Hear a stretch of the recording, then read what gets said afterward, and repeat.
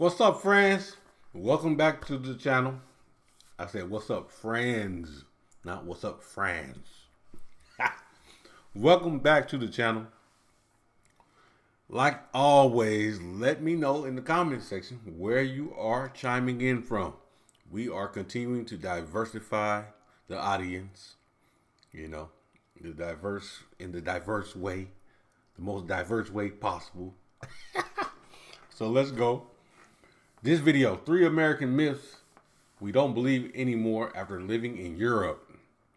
Now let's see what the American myths are.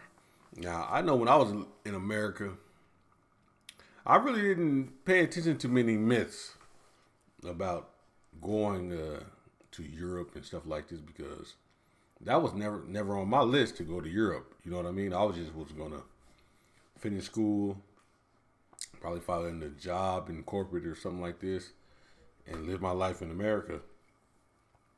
But once I got the opportunity to go to France, it changed my whole vision. It changed my life. So let's go. We're gonna check this out, see what these myths are. But they're probably new to me. I want to know if I ever heard these myths anyway. So let's go. And if there's any myths that they don't mention in this video and you guys want to mention in the comment section, feel free. Let's go. I said that like 100 times, but let's go. There are 3 beliefs about life in the U.S. that Americans, including us, tend to grow up with. I think we didn't even realize the extent to how ingrained these ideas are in the psyche of Americans until after we left the U.S. Yeah. It's almost a little like brainwashing. A little bit. But now that we live abroad in France, we realize that these almost universally held American beliefs aren't really so true. Hi, I'm Raina. I'm Jason. And we're Bag It Bound. When you grow up in the U.S., Okay. You're surrounded by American flags. You recite the Pledge of Allegiance every day in school, right? And you're told both directly and indirectly all the time that the U.S. does everything the best. But then when you move somewhere else, for us it was France, you realize that lots of other places in the world actually do a little better. Yeah, it sounds so ridiculous and egotistical, I know, but when you grow up in a country as big and as isolated from other countries as the U.S. is, you just really genuinely don't know and haven't seen anything different. Yeah. Then when you do see those other places and you realize, like, whoa, there's places where people have like universal high quality healthcare and affordable education, and it's statistically much safer than the US. Like, it really just shocks your American brain. Yeah. There's also this like weird, pervasive belief that because the US is the greatest country on earth, if they haven't figured it out, probably no one has. Yeah. This can include some really basic things, even like basic water sanitation. Yep. We had friends and family that came and visited us here in France recently, and they had to ask if they could drink the water. They'd actually brought with them a whole set of advanced water purification equipment, and they were brushing their teeth with bottled water at first before we could talk to them and assure them the tap water is perfectly safe. France is But why wouldn't the tap water be, well, hold on. I didn't learn about the tap water not being safe. In general, in America, I drink tap water. I don't know what I've been used to drinking tap water wherever I go. But I do know once you go to like Africa or those countries like Mexico and stuff like this, Brazil, you cannot drink the tap water, guys. Please do not do it. But in like Western European country, it's okay. But I never heard anything bad about drinking the tap water in France, so this is news to me. another advanced country. Yeah. And we thought this was actually even more funny because Evian water from Evian, France sells in the US for like $5 a bottle. And so when you're in the US, you can drink French water, but not when you're in France. I don't know, struck us as a little funny. Yeah. You know, another commonly held American truism is that Americans are somehow just more free than people in other democracies. Even our national anthem, which we sing all the time, it includes the line, the land of the free, the home of the brave. But what does that land of the free actually mean? Right. What liberties exactly do people have in the U.S. that they don't have in so many other places around the world? Not long ago, we heard someone describe the difference in how Europeans and Americans view freedom. And it really struck home. It really captured the spirit of, I think, what we've observed here. Mm-hmm. I think that Americans want the freedom the freedom to carry a gun, to do what they want, when they want, to practice their religion openly, to choose how to spend all their money. Yeah, and the contrast to that was the idea that Europeans are looking more, they see freedoms from. So freedom from the threat of violence, freedom from dying lack of due to health care, freedom from having a religion imposed on them, freedom from pollution and toxins in their environment and food. So, I don't know, we were talking about this concept of what American freedom is. Feels like it's become really extreme in the last few years. Yeah. Meaning in the US now, like certain groups expect their own personal freedoms to trump everything else, no matter the cost to society or their fellow Americans. Yeah, and as an American, the intensity of this individualism, I think it can color how you view the policies of the other countries out there. Definitely. Because you don't always realize or have the context to realize that these policies, they might mean different forms of freedom and still make for a more stable, fair, open, and enjoyable society. Yeah. So, lastly, the thing that has changed that we see differently now is quality of life and how we define it. Hold on. Before you get on that, those freedoms. As I talked about in another video, we had the freedom of speech and stuff like this. I was just saying that you have the ability to say what you want and not really get in trouble for it. Not saying that it's okay to do that, but that's not even really it's not a big deal. You know what I mean? Like, as I look at it in America, you really don't have, land of the free. Free to do what? At the end of the day. Free to do what? There's not a big difference between living in France, freedom-wise. You know what I mean? I don't understand. As I think about it, I had to really think, like, really, what is there freedom-wise to trump? Oh, because we can have guns? That's not really, for me, it's not a good thing. Because you have so many lives getting taken because of this. So, I don't know what the freedom, guys, let me know in the comment section. But me, as I think about it, really think about it, like, what freedom, what land of the free, but how are we free for real? In the US, when we lived there versus now in France and Europe. When I was a kid in the US, my definition of like what quality of life or growing up and being able to have a good life was, it kind of revolved around how much money I could make when I grew up. That sounds embarrassingly materialistic, and it kind of is, but the honest thing is to be able to buy more, bigger, nicer, better things. It's just like a big focus of American culture. You see it on TV and movies and advertisements. So, that soaks in even when you're a kid. The house you can buy, the car you can drive, the size of the TV you have.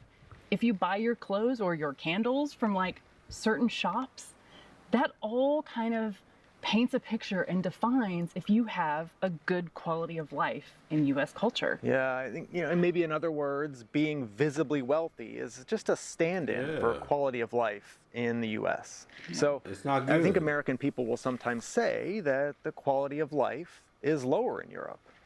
Why? Because that's what you can see. Europeans tend to make less money, have lower incomes. They live in smaller houses. They have fewer. But at the end of the day, you don't need that big stuff. You don't need all the money. You don't need bigger houses, bigger, fastest cars, you don't need all that stuff. That's what I realized when I came to France. You don't need this stuff. Now you have the social media that's really trying to push that stuff forward now. Oh, here, I'm in Dubai with this bottle, or I'm in a Lamborghini, or I'm here in the 5-star hotel. You know, the influencers who are doing this silliness. But in reality, you don't need this stuff. To go on vacation to different countries and enjoy time with your family, you don't need to be in the plushest hotels. Maybe is nice. Okay, maybe it might be nice to drive a Porsche, but you don't need this stuff. And in America, they act like you need this stuff to show off that you're here. Bro, we're all the same. And when we go and when we die, we can't take none of this stuff with us. The stuff that's on earth is going to stay on earth. When we're gone, we're gone. That stuff doesn't matter. It all matters at the end of the day is how you treat your peers, how you will be recognized when you're gone, the way you'll be recognized, the way you'll be thought about when you're gone. That's the most important thing, and helping one another. That's the most important. Not showing off, show you guys make more money because you want to show that you're at this level and somebody else is at this level. No, it's not about that. Cars, they have tiny refrigerators. There's often no clothes dryers. What kind of place is this? See this video. Yeah. But we've come to understand that Europeans tend to I think they tend to be wealthier than Americans in two really distinct ways. That might be hard to see from the outside, but probably define quality of life better than a simple GDP number or the number of seats in your SUV might capture. I think Europeans tend to have both more time and more peace of mind. Yeah. I mean, I am not saying in any way that the French or Europeans in general they don't have worries, or they're like sitting around eating bonbons, or they never want to buy some, Air Jordans or an American-sized fridge. Yeah. None of that. But there's one really big difference, I think, that we've seen, and that is Europeans tend to have a value system around personal time and a social system that around basic human needs that support well-being. Yeah, those two things, they come together for a quality of life that might be really hard to value on a graph or a balance sheet, the way you could, the stuff maybe in your house could be captured. Yeah. And what does those two things look like in France? There's just a deep respect for your free time to be able to spend with family and to do things for pleasure or maybe just intellectual interest. Yeah. This might mean that businesses are open for fewer hours, that work weeks are a little shorter, and workers generally get 5 weeks of vacation per year. And this all adds up to like more time for meals with family, more, access to high quality food. These are all things that are seen as essential parts of life. Yeah. I'm also not up at night worrying about how am I going to pay and buy my insulin? How am I going to pay for my daughter's education going forward? So, again, it's not that life is easy, but there's a sense of ease and safety that I feel here in France that was just missing in the US. And this peace of mind feels worth way more than that overpriced Pottery Barn comforter ever did in the US. Yeah, wealth as the US glamorizes it with more, and flashier stuff. It just doesn't look the same to me now. Yeah. And overcoming the idea that no one anywhere does anything better than the US, that Americans are somehow freer, or that America is the only place to find a high quality of life. These are all just myths that living abroad has kind of dismantled for us. Yeah. So, if you're hesitating to make the jump to live abroad, but it's your dream, don't let these internal beliefs that we as Americans kind of all get brainwashed into our whole lives. Don't let that stop you, because you know what? You're American. You're very optimistic. You can do anything. And sometimes that means moving. Thanks for watching. A bientôt. A bientôt, mes amis. Let me see where they from, man. I'm about to put a comment on here. Listen, they're just like me, an expat in France. Oh, let me put it on my other channel.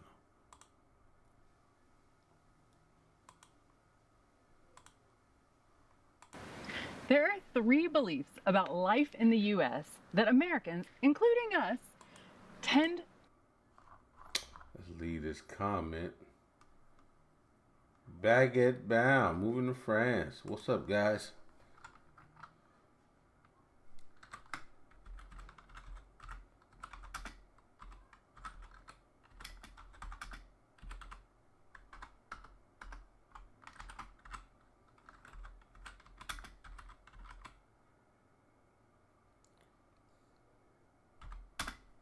great video.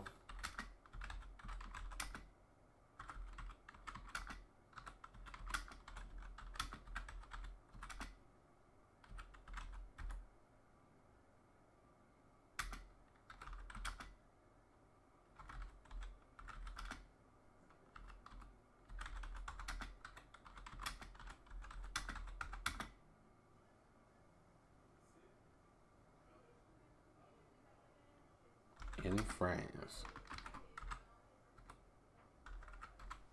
Which region are you located?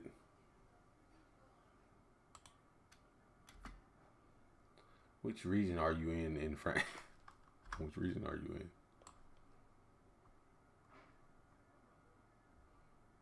Let's just do that. That region stuff. Guys, go say that thing. If you guys can up that comment, that'd be nice. But anyway, that's the video. Yeah. What did they say? They said something. I wanted to chime in on something. Oh, they were talking about the myths. Yeah, freedom and stuff like that. Yeah, spending time with family. That's a key point. And something that I know I missed out in America. Like, we never used to eat dinner together. Like, all at the one table. Rare. On Thanksgiving, on holidays, yes. When friends come over, yes. But besides that, me and my family, we didn't eat dinner together on a regular. Only on holidays. I'm going to be real with you. Because I know when I was growing up as a teenager, my mom worked nights. So that was out. We couldn't eat dinner then. She used to be at home when I was at school. So we couldn't eat breakfast or lunch together. So when I was growing up, like from 12 to like 12 until she just retired last October, November. But from 12 on up, weekends, maybe we'll go get something to eat. But not sit down at the table and all eat together and talk, how was your day and this. Man, that wasn't until I came to France and I realized how important that was to debrief. You know, that's a very important. So I adopt that in my life now, and it's an important time to sit down, eat with the family, and talk. But anyway, that's the video, guys. Thanks so much for watching. I will catch you in the next one.